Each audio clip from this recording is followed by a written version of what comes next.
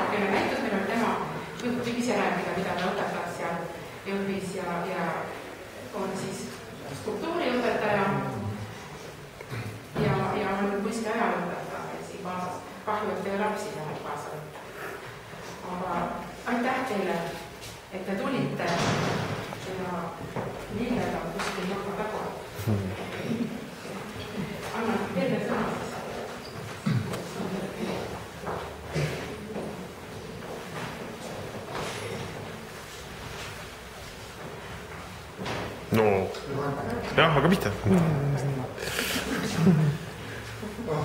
Margus ja Lea rääkisid juba asju jaoks. Aga ma siis lisan. Margus oli teha seda, et meil ei ole ainult tuhamehed. Meil on seal ümberringi on ka väga ilus loodus. Tuhamehed on ka väga ilusad. On ka, jah. Aga need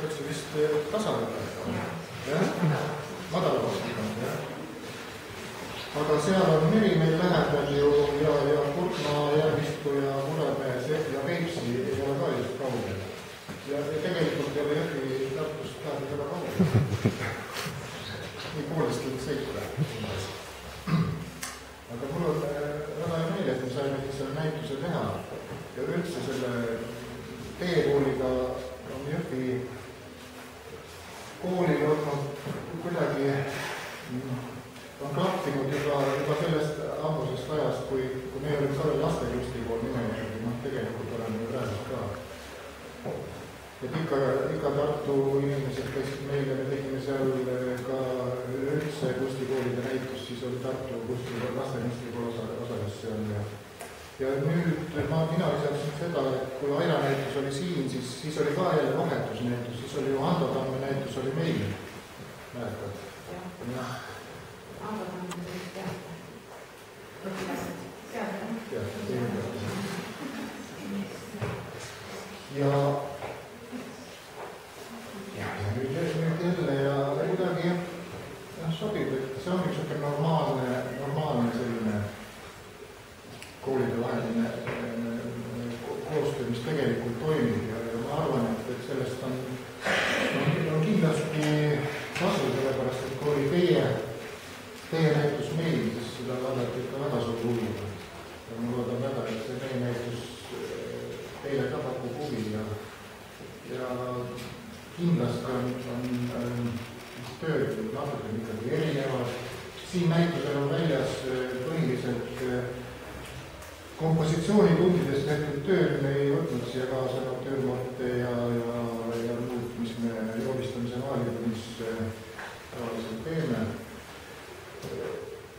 Et saada aimu, kui vanad õpilased on teinud, siis kursused on mõnel juurde kirjutatud. Te näete, kas on esimene kursus, ettevalmistuskursus ja tööd on seal koos. Või siis on teine kolmas kursus. Seal, kus kursust ei ole juurde kirjutatud, siis see tähendab seda, et need tööd on diplomitööd või diplomitööde osa. Diplomitööd tihtilugu koosneb mitmest tööst, et siis ikka laps tahab omale ka saab midagi jääb kooli.